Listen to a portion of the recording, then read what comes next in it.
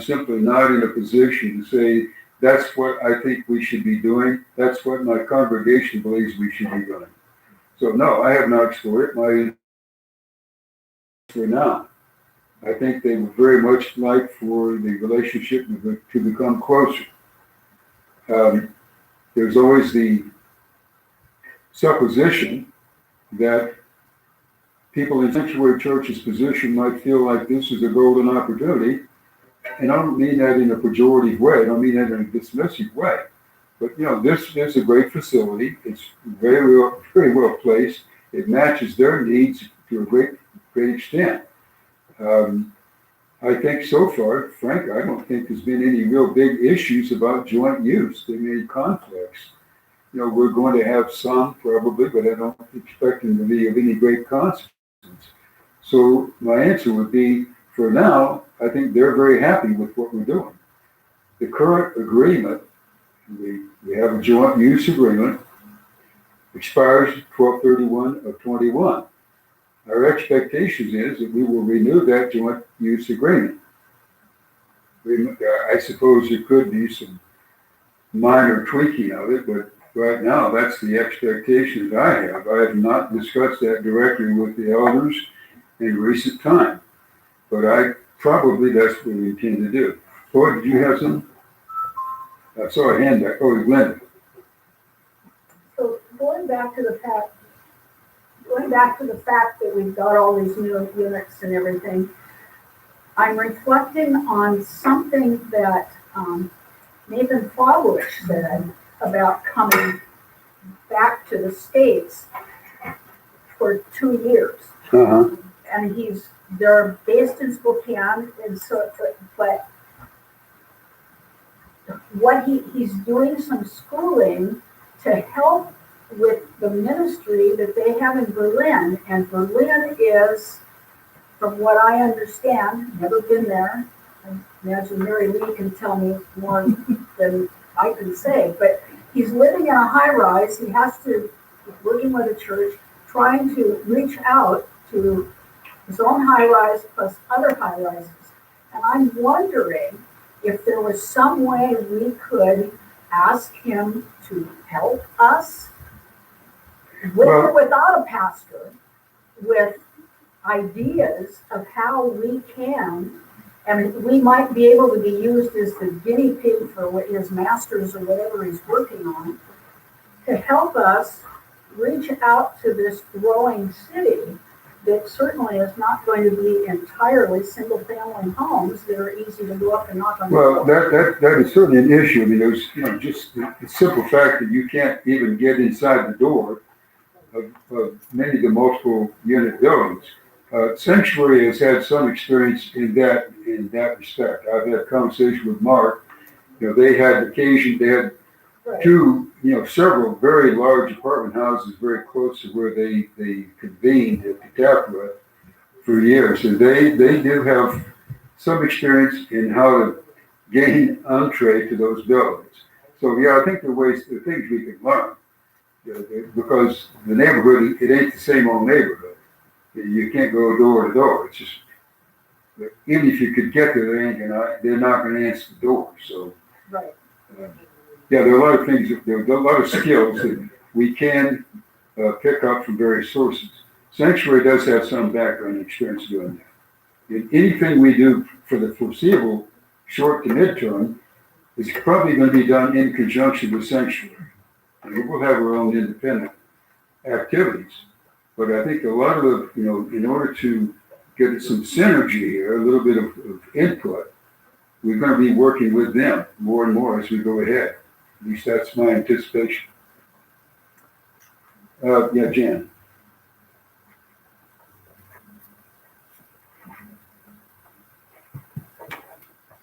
So I'm not sure if this is a diversion from us or an addition, but I'm wondering, when we moved to an elder board, our congregation was 300 plus, and we had a very bulky governance system. Well, now we are not 300 plus, and I'm wondering if we would be more attractive to a pastor if we had a different church governance system.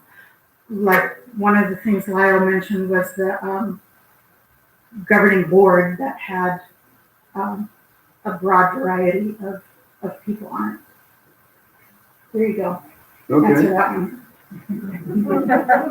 Yeah, I don't know that the elder board has any, would prevent getting a broader variety of people on the board. I don't have a problem with that, and I think it probably should.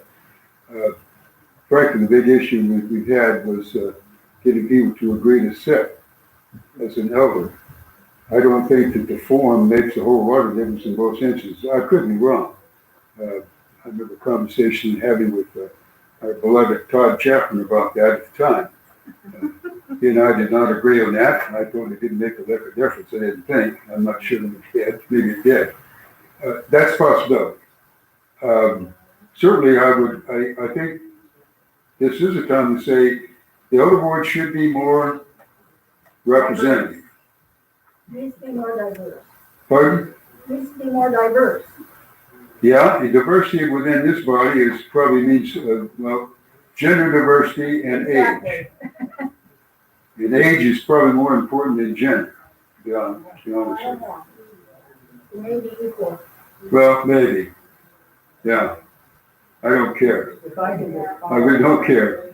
Wow. on that last one, when I started doing elder like stuff here, I was in my 30s. Speak up a little bit. When I started doing elder type stuff here, I was in my 30s. And the last time I was an elder, I was in my 50s, and I thought I didn't want to rerun because I thought we needed somebody younger. So they got Brother Frank here, he was younger than I am. But I look around, if you want diversity of age, what do you got like? Well, it's going to be tough. Yeah, absolutely. Yeah, so, I'm already talking to Silas here. yeah, I got one of the things that the church in Arizona, just the way in which, when I was on the board, it seems like everything sort of crunched down, so I was sort of the nominating committee chairman, the finance committee chairman, served on the mission board, everything. That was just sort of how it worked, and that was, wasn't a great situation, because we had a lot of really willing, pardon me for politically incorrect, I'm an old guy. We had a lot of really willing, wonderful Indians, but not very many chiefs. Mm-hmm. So it was really hard, and with 45 people total, so you gotta figure out who those people are and mentor them. That's what, because I'm looking around here and I see people like me, hoary heads or maybe no hair at all, and gray hair and nothing. So I don't see a lot, So that's an issue in this leadership way. Saying, not trying to be insulting or anything, just saying. Well, yeah, those are the limitations of reality. Well, look. Yes, Conrad. I heard through some kind of a grapevine that one of the candidates in our prior effort,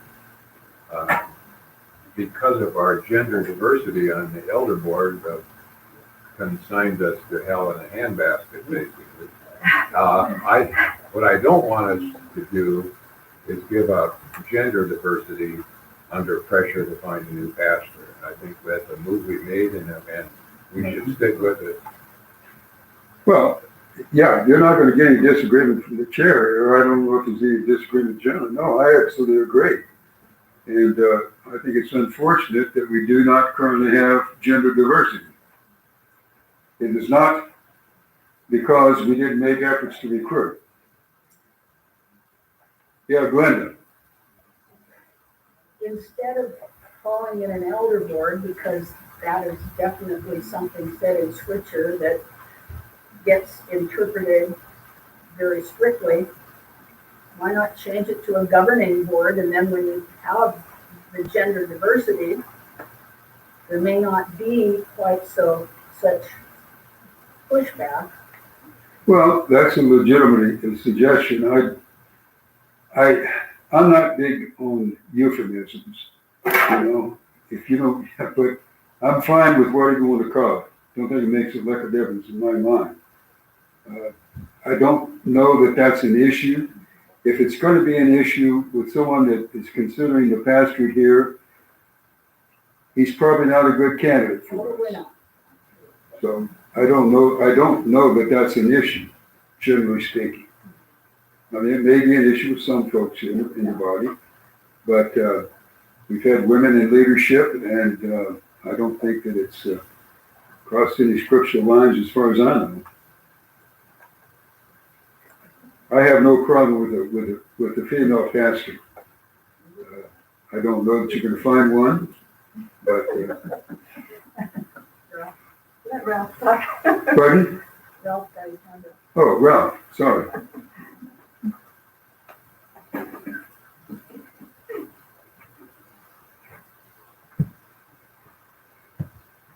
A couple observations in no particular order.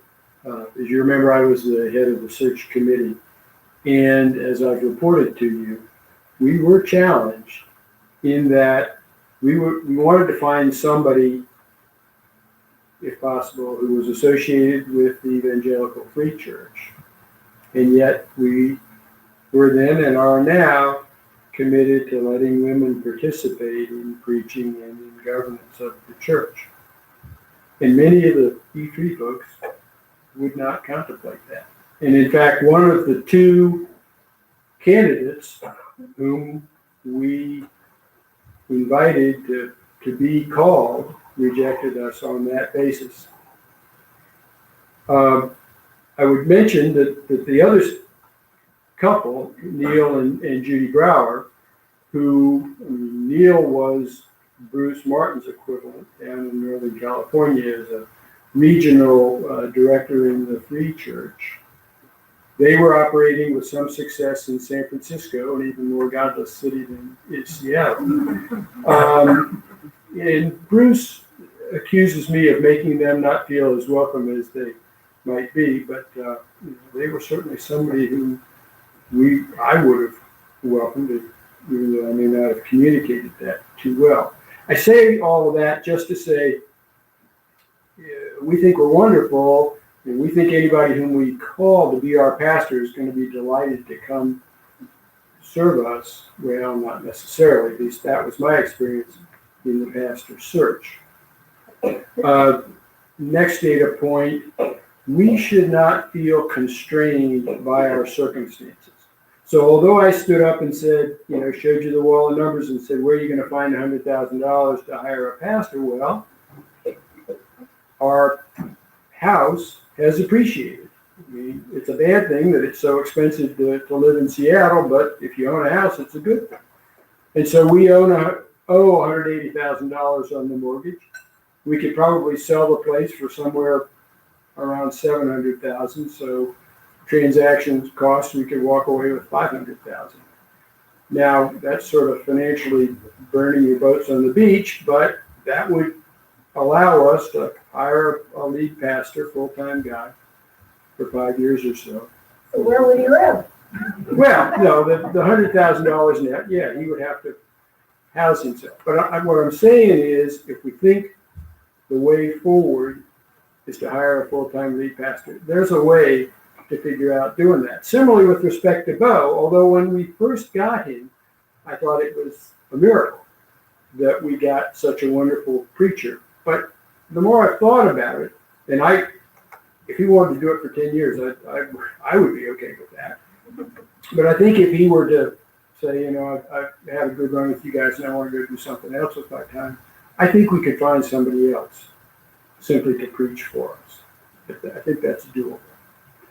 And finally, with respect to sanctuary, one thing that Mark said when we met with him, and I think Sam remembers, is that he was going to be meeting with the governance body of his church. And so I think, like us, they're not certain what their way forward is. And for us to assume that they're envying our building and would like nothing better to get in here or to merge or to federate with us, well, not necessarily. They have to work through what it is they think God has in mind for them, which I think is a great virtue of this go slow policy that we have had. And that before we decide one way or another, I would recommend we get a little further in this, I hope, ebbing of the pandemic so that we can spend time together, get to know each other more, hear them preach, meet them personally, and decide whether getting together in one form or another is really what we want to do. So we have a lot of different possibilities in front of us. We're not forced into one path or another, which is both a blessing and a challenge. Thank you. Here. Yeah, those, I can't disagree with what Rod had to say there, that we're in a pretty good situation right now. That does not mean that we have to just be passive about it, but consideration of your options is not necessarily passivity. I understand that we would like to have pastoral guidance with regard to church life. And I guess that, to some extent, the elders can do what they can do, but it's not quite the same as having one person who has that responsibility for directing church life. It's just very hard for a corporate group like an elder board to undertake that kind of leadership. It just kind of gets blurred out over time. So, we are certainly, we don't have the full benefit of a full-time pastor or a pastor that is really committed to developing church life, whatever that emphasis might be, whether it's focused on small groups or whether it's just focusing on developing support systems and furthering the kind of thing that is necessary in an older congregation. All kinds of things that need their needs of this congregation.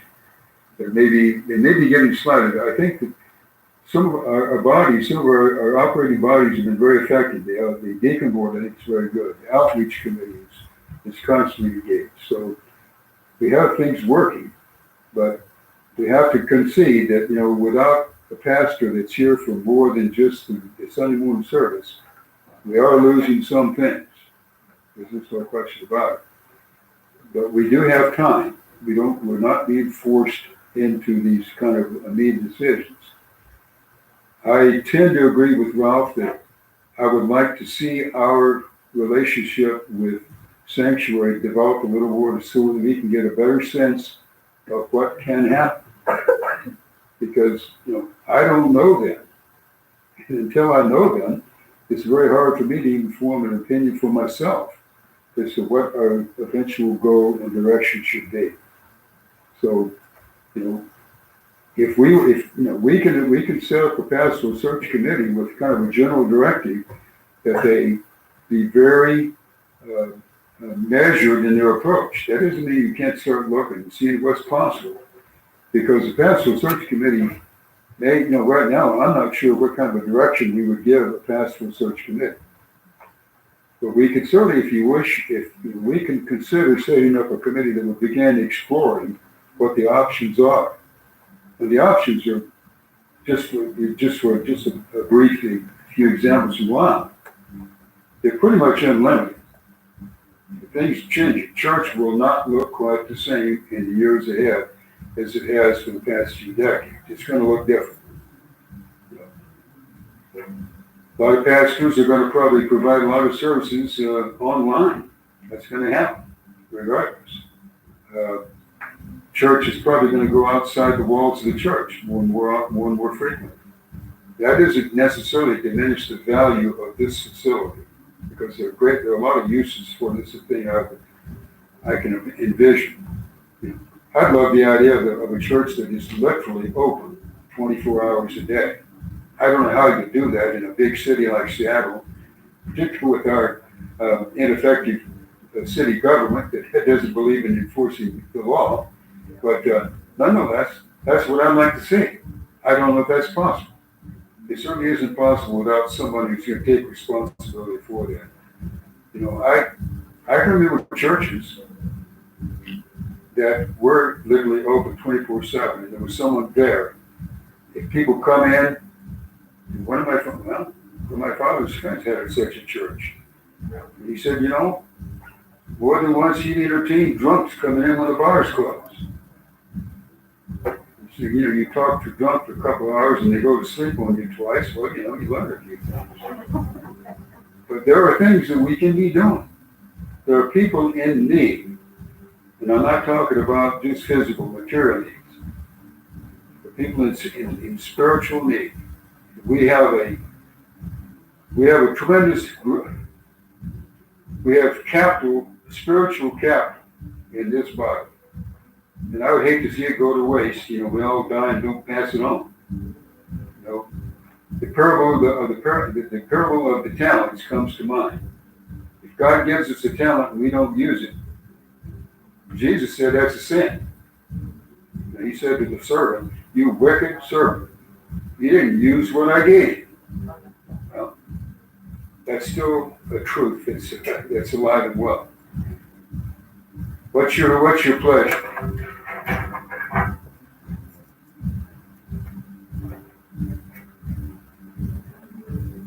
I don't want to kick the can down the road. I don't mind taking this under consideration, and I mean active consideration. Exploring the possibility, exploring the options. And that does range all the way from strict maintenance policy, keep on doing what we're doing right now, basically, all the way up to is the possibility of a merger or some closer relationship, essentially, somewhere we're going. And Islam says you don't need to go that far. There are I think there probably are some successful joint operations between churches that don't require the obliteration of one body. There are a lot of middle points. It's not a matter of dogma or doctrine. Jen. I would like the other boards to explore the part-time with free church pastor in the metropolitan area to see if they are interested in a joint relationship. We can do that. We certainly can do that. Because that is one thing that has been suggested by Bruce Martin in a kind of a vague way. Donna? I was just gonna say that, yes, I agree, and I agree with Mary Lee that you. Donna, would you take your mask off momentarily? Yeah, I was just gonna say, I concur with that, and I agree with Mary Lee, we're missing that part. And also, I don't think that we have to mutually exclude hiring a pastor and or combining. Lyle's ideas were great. I mean, I think that I felt like we started this meeting urgency. We either have to decide to get a pastor or merge. I don't think that's the case. I think that we can explore, maybe be more. Okay. What do you guys think of that general approach? Because I'm not really going to ask for a vote today. I don't think we need a vote. I do want to these are all good things I'm hearing as we reach the end. I hope this is getting close to the end of our discussion. If they thought about this, they prayed about it, they head in the right direction. So let me kind of try to summarize what I'm hearing here. What I'm hearing is that you're directing the elder board to look into this issue of what is available in the way of pastors that are part-time or joint, or what kind of services we can obtain that way that will enrich our church life, because that's the part we're kind of missing now. What is available to us? I think that's something the elder board can and will do. We can look into this. Carol. I just have one comment. I think it's a great idea to think these things, but if we go the route of an associate pastor, I would not say go to merger immediately. He wouldn't know us. You've got to if you're going to go an associate pastor, he's got to have time to know us to represent us. He can't immediately be asked to suddenly merge with them in the church, because then you might as well, he'll be one of them. I mean, he won't know us, he won't know how to represent us. So if we go that route, which is fine, and if we want to merge, it's fine. But I would say there needs to be some distance there to allow an associate pastor to know who we are, and there be a relationship before we ever even then step into a merger. Yeah, we're a long way from that from anything considered a merger. It sounded like, boom, we're going to do associate. We're a long way from that. So, whoa, we have to Somebody's gotta get to know us. Yeah. So far, we haven't even done much dating, so, you know, we're not nowhere close. We don't wanna kiss on the first date. Couple of Don't think so. We're EV free. Done. I also think that, a lot of the function that we've lost is, Michelle's pastoring stuff. And so even though Bo is still preaching, we could also have someone to do that type of work that Michelle did. It doesn't have to be explore a preaching pastor necessarily. We can still have both and have someone to do the function of how do we reach out, how do we utilize our growth groups and things like that. So it doesn't necessarily have to be a head part-time pastor. No, I understand. That Yeah. kind of thing. Yeah, There's another option. So, I think the options are pretty much endless. It's gonna be our first task as elders is gonna be to try to define it more specifically and bring that back to you. But we'll proceed ahead in that direction in general, unless I hear the contrary. If the contrary views, please speak up. There's nothing wrong with being in opposition. The only thing wrong with being in opposition is if you're angry about it. If you're angry about it, think it over before you speak. You know, if you're in opposition, an honest opposition, there's no offense taken. Celia, come on.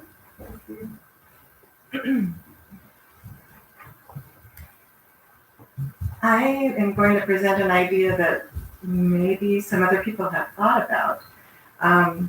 One of the things, well, two things that I think our congregation does very well. One is prayer. I think of all the times that people have asked for prayer for lots of different things, and we've had healings, we've had changes of heart, we've had changes of lives over the years. The second thing is we are great at our missions support overseas and some here in our country. We have so many people involved in that type of thing. What if our mission right now is not to look for a pastor to lead us, but to look around and see what do we have within our grasp. We have the sanctuary congregation. We're the hosts of that congregation right now. What if we reached out family by family and matched ourselves up as mentors to some younger person, younger family, and got to know them, once a month, getting together for a meal or some sort of, small gathering, not the whole church, but one by one. And then, looked at that for a year. Kept what we've got going with Bo and Zach and the different people that have come to preach, but make that family life a part of us and a part of Sanctuary if they would be willing. So we have such, what did you call it, spiritual capital? We have spiritual capital within our body, and maybe we just need to use what's at hand. God says, you've got two hands, use them. And maybe we've ignored what's right here. Thank you. Well, I think that's well said, because it's kind of a practical approach that I think is dictated by Scripture. It can be driven, our relationships can be driven by that reaching out. We're Stephen says we're the hosts. We're the old people that I think we have things they need from us. If you've lived 40, 50, 60, 70 years, I'm hoping you got something worth passing on. pretty sure you do. All right, folks, listen, I'm not gonna ask for a vote on anything. I think I know where we should be going, and we will report back to you. So, is there any old business we need to take up or address at this point? You forgot Dorothy's, Pardon? you forgot Dorothy's outreach, everything? That's okay. Okay. Okay, well, I want to say there's Christmas cards for the missionaries in the fireside room, please sign it. Okay. Okay, Donna, I just have one unrelated thing, but it's good. The supply closet, have made for the tiny house village, that's up here in the, whatever that room is back there. right, We had a whole dry year where nobody, I think, moved out of the tiny house village during the first year of COVID, but now I've made contact with, Emrys from the tiny house village, and probably every other week, I come in here and provide a box of stuff for somebody. What we are now low on is double bed sheets, blankets, hot pans, small appliances, and like things like dish soap, toilet paper. So Can you have Esther send an email? I can. Thank you. So, but I'm very excited that there are now probably at least a couple times a month, Emrys calls me and somebody gets supplies from there, and it's really a blessing. So thank you for all you contributed, and there's more homeless people getting homes. okay, good. Good thing. So people, your people can contact you if they have any questions or ask about contributions, that sort of thing. Yeah. Okay, very good. As an example, yeah, sure. And related to that, a sign-up sheet in the back for the Thanksgiving lunch. And I think also, Donna, that I think it has to do with the change in the case manager. The new case manager seems to be a lot more responsive and eager to bring people. Emrys has my number. Here's a speed dial. Okay, as I understand, Sharon says there's a sign-up sheet, is that for the Thanksgiving? Okay. All right, you all got that. Well, let's close in prayer. Lord, I thank you that your Spirit is with us today.